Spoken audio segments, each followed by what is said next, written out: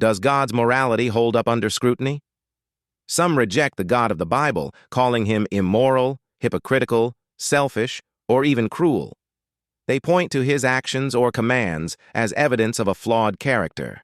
Addressing these claims takes time, as they involve complex ideas.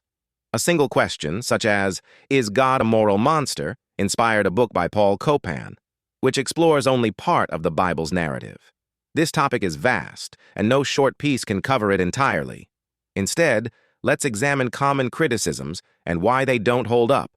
Those curious can dig deeper on their own. Is God immoral? To call God immoral, one needs a moral standard apart from him. Without God, objective morality lacks a foundation. Human opinions, like suffering is bad or happiness is good, shift with perspective. They're not fixed or universal. To label God's actions as wrong, one must assume a moral framework that only makes sense if God exists. This undermines the criticism from the start. The problem of good. Critics often say a good God wouldn't allow evil.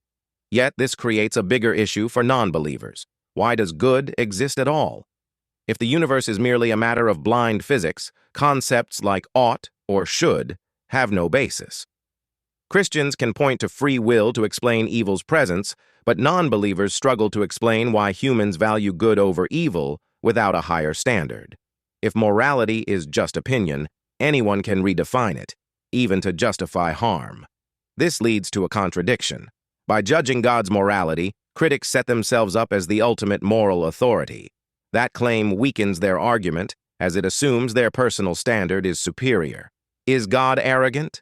Some call God selfish for demanding worship or punishing disobedience, but consider a parent. Good parents enforce rules, not out of ego, but love. They know more than their child, who may not grasp why rules exist. God, as a perfect being, sets boundaries for humanity's good. His perfection means his commands aren't arrogant. They reflect reality.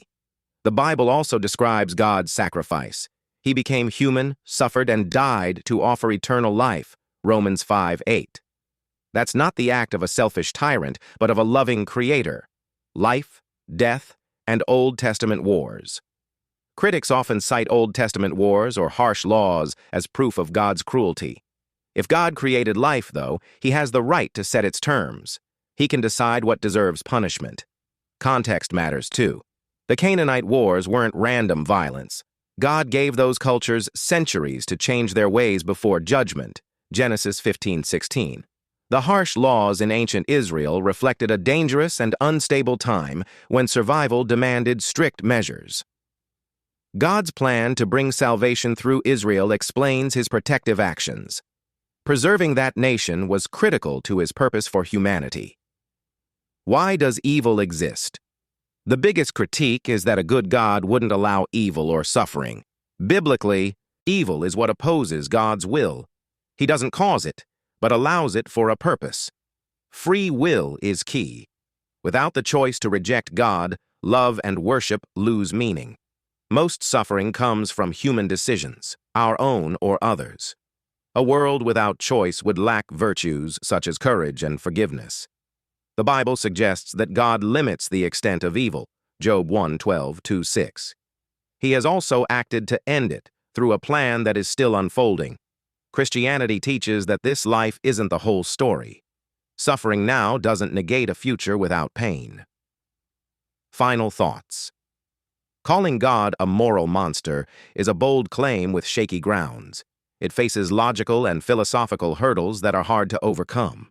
While this summary only scratches the surface, it shows the accusation isn't as simple as it seems.